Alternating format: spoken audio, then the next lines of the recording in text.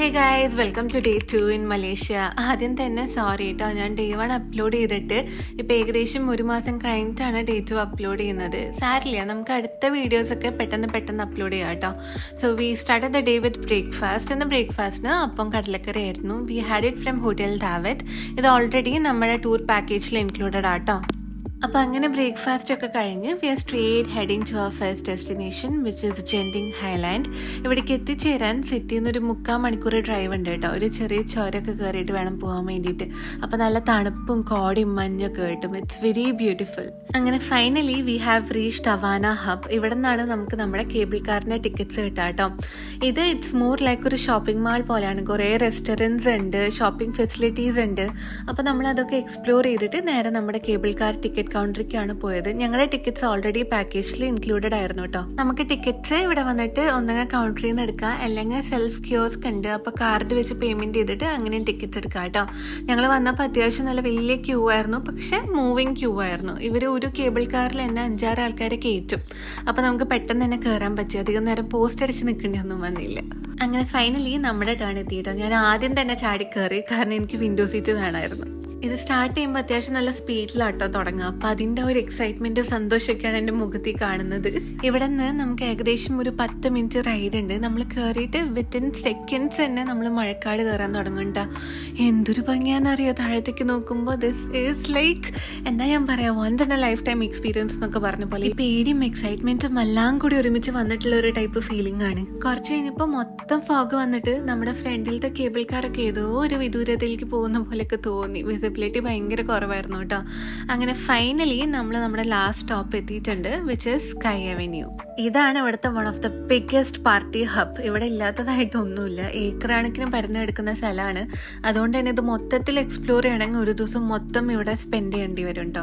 ഇവിടെ ഒരു വലിയ അമ്യൂസ്മെന്റ് പാർക്കൊക്കെ ഉണ്ട്, പക്ഷെ അതിൽ കയറണമെങ്കിൽ നമ്മൾ സെപ്പറേറ്റ് ആയിട്ട് ടിക്കറ്റ്സ് ഒക്കെ എടുക്കണം.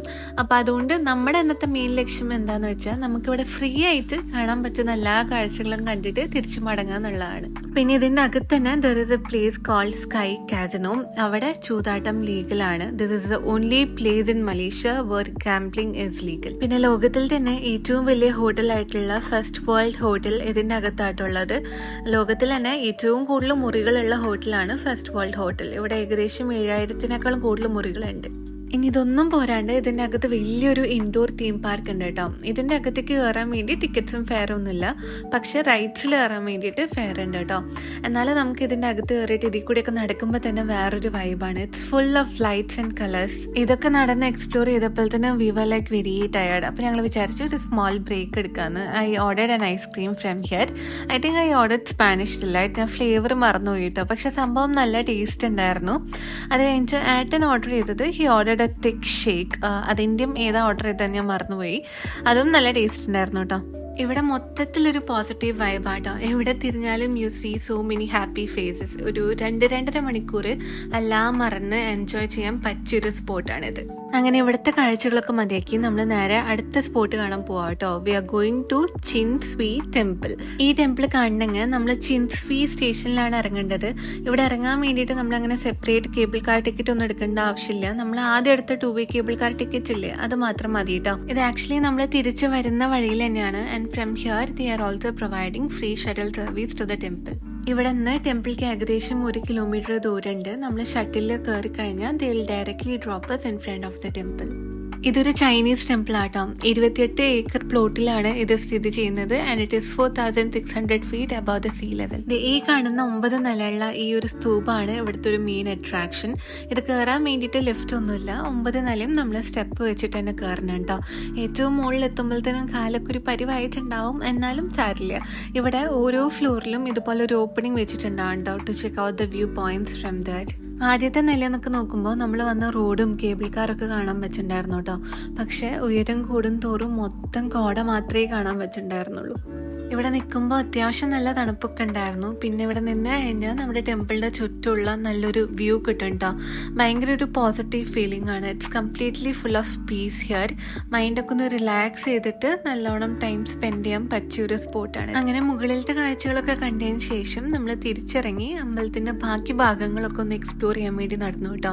ദേ കാണുന്ന ബുദ്ധൻ്റെ സ്റ്റാച്ചുവും ഇവിടുത്തെ one of the key attractions ആട്ടോ. അങ്ങനെ ഇവിടുത്തെ കാഴ്ചകളൊക്കെ ഒരുവിധമൊക്കെ കണ്ടു തീർത്തതിന് ശേഷം നമ്മൾ നേരെ പോയിട്ട് നമ്മുടെ ഷട്ടിൽ സർവീസിന്റെ ക്യൂവിൽ പോയിട്ട് നിന്നു. ഇവിടെ നിന്ന് ഷട്ടിൽ കയറിയിട്ട് നമുക്ക് നേരെ കേബിൾ കാർ സ്റ്റേഷനിൽ ചെന്ന് ഇറങ്ങാം കേട്ടോ.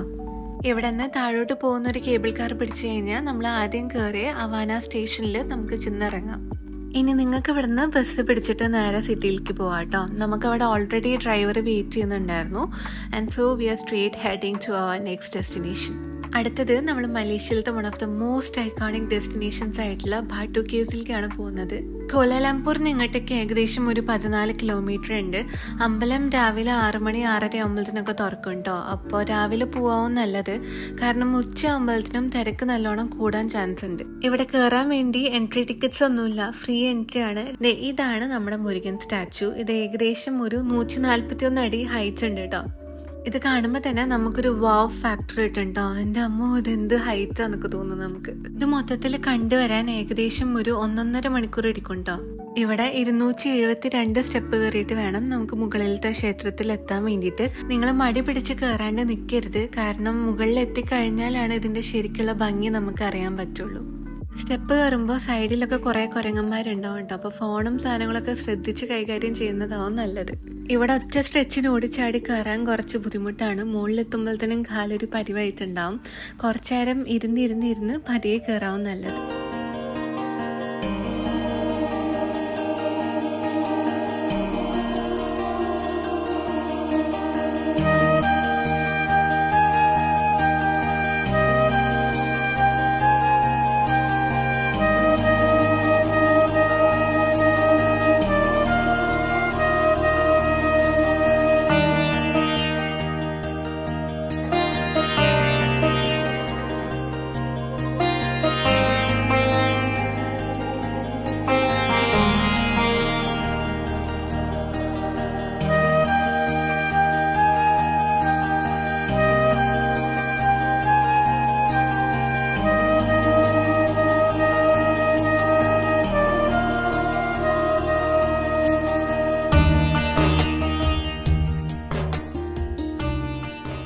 ഈ കണ്ട സ്റ്റെപ്പൊക്കെ ഇറങ്ങി താഴെ എത്തുമ്പോഴത്തേന് ഞങ്ങൾ ക്ഷീണിച്ചൊരു പരിവായിട്ടുണ്ടായിരുന്നു കേട്ടോ.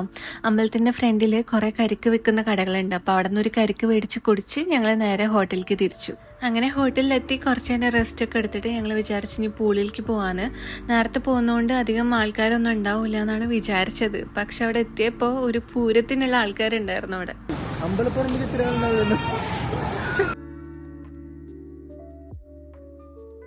പക്ഷെ എനിക്കൊരു അബദ്ധം പറ്റി. ഞാൻ നാട്ടിൽ നിന്ന് വന്നപ്പോൾ കൊണ്ടുവന്ന മൊത്തം കോട്ടൺ ഡ്രസ്സസാണ്. അപ്പോൾ കോട്ടൺ ഇട്ടിട്ട് പൂളിൽ ഇറങ്ങാൻ അവർ സമ്മതിക്കില്ല. അപ്പോൾ അതുകൊണ്ട് തന്നെ ഞാൻ സൈറ്റിലിരുന്നിട്ട് അഡ്ജസ്റ്റ് ചെയ്തു. അവിടുത്തെ സെക്യൂരിറ്റിക്കാരൻ്റെ കണ്ണ് വെട്ടിച്ചൊരു താപ്പ് കെട്ടിയപ്പോൾ ഞാൻ ചെറുതായിട്ടൊക്കെ ഒന്ന് ഇറങ്ങി. പക്ഷെ അയാൾ പെട്ടെന്ന് തന്നെ കണ്ടെത്തിയിട്ട് ഞങ്ങളെല്ലാവരും പുറത്തിട്ടു ഗൈസ്. ആ ഒരു വിഷമം അന്ന് മൊത്തം എൻ്റെ മനസ്സിലുണ്ടായിരുന്നു കേട്ടോ. കുഴപ്പമില്ല. രാത്രി ലൈറ്റൊക്കെ ഇട്ട് കഴിഞ്ഞ് ഇവിടെ കാണാൻ നല്ല ഭംഗിയാട്ടോ. പിന്നെ രാത്രി ഒരു 8-8:30 ആയപ്പോൾ ഞങ്ങൾ തിരിച്ച് റൂമിലെത്തി. അങ്ങനെ കുളിച്ച് അത്യാവശ്യം സ്കിൻ കെയർ ഒക്കെ ചെയ്തു. ഇവിടുത്തെ ക്ലൈമറ്റിൽ സ്കിന്ന് നല്ല ഡ്രൈ ആവുണ്ടായിരുന്നു. ഇനി നമ്മൾ ഫുഡ് കഴിക്കാൻ വേണ്ടി പുറത്ത് പോകാം കേട്ടോ. ഇവിടെ ഹോട്ടലിൻ്റെ താഴെ തന്നെ കുറേ ഫുഡ് സ്പോട്ട്സ് ഉണ്ട്. അപ്പോൾ അവിടേക്ക് പോയിട്ട് ഒന്ന് എക്സ്പ്ലോർ ചെയ്യാൻ വിചാരിച്ചിട്ട് we went out for dinner.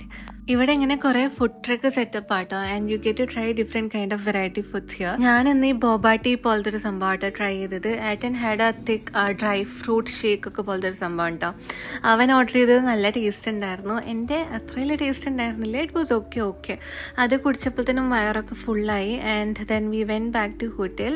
And yes, this is end of day 2. അപ്പോൾ ഞാൻ എപ്പോഴും പറയുന്ന പോലെ വീഡിയോ ഇഷ്ടപ്പെട്ടാൽ ലൈക്ക് ചെയ്യാനും ഷെയർ ചെയ്യാനും സബ്സ്ക്രൈബ് ചെയ്യാനൊന്നും മറക്കരുത് കേട്ടോ. ബൈ.